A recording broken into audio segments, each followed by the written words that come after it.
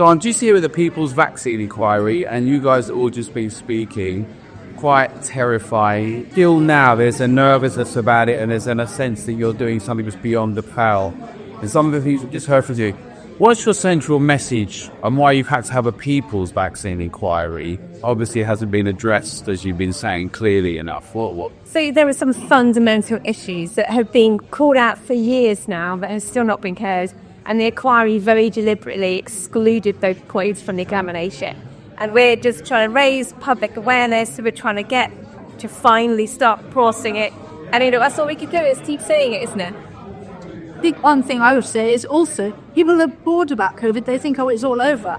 But the mRNA technology as the problem wasn't specific to COVID vaccines. They've just stopped an RSV vaccine trial for babies because of increased RSV in the group who has the vaccine, which had to be banned. But this is the vaccine technology which they're hoping to roll out to replace all the other vaccines which are long since off patent. The flu, everything. It'll all be turned to mRNA if we can't actually get an acknowledgement that the technology itself is fundamentally flawed. I'd be exactly the same, but the messenger RNA technology, I was involved with creating cancer vaccines with it over 13 years ago. And we could get a safe cancer vaccine through, and yet want to roll it out to the infections, the children, they're not going to kill them, etc. But it is fundamentally flawed. You cannot, because this stabilization process means it's around, you can't control it. And the risk of cancer is so high, it's a red flag, should be banned immediately. And why haven't the MHRA, why has the government chief medical officer, why have they not realised? This is one of the worst possible health disasters of all time, and we must stop even the possibility of it happening now. So, and Liz, Dr. Liz Evans, you're here as well. And this is one of the questions. I've never really understood any of it. I still say that now. That I never really understand what's going on, but I have been enormously concerned that you have been allowed to ask questions.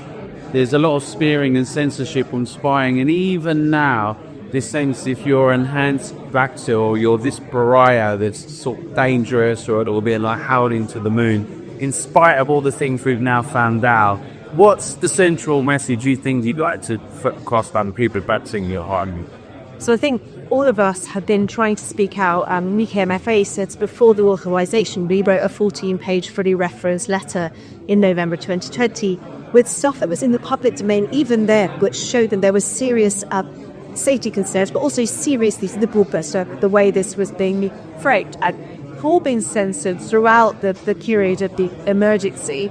But it feels grossly unfair that at this point we are beginning surely corporate inquiry would now give us a chance to speak, and we're not being given a chance to speak. Now, as I said in my speech, this has set a really dangerous precedent for the abandonment of our medical ethics, though, because now we've done this, doctors have got used to the idea that, for these things and that, also we can allow mandates, we can coerce people don't have rights in emergency, and I think that is a really dangerous situation. But we have to have the conversation about what are the red lines, where do we not go beyond to know as to what's the level of danger, because I think we lost our humanity, we lost our morals, we lost our ethics, and we cannot allow that to be days.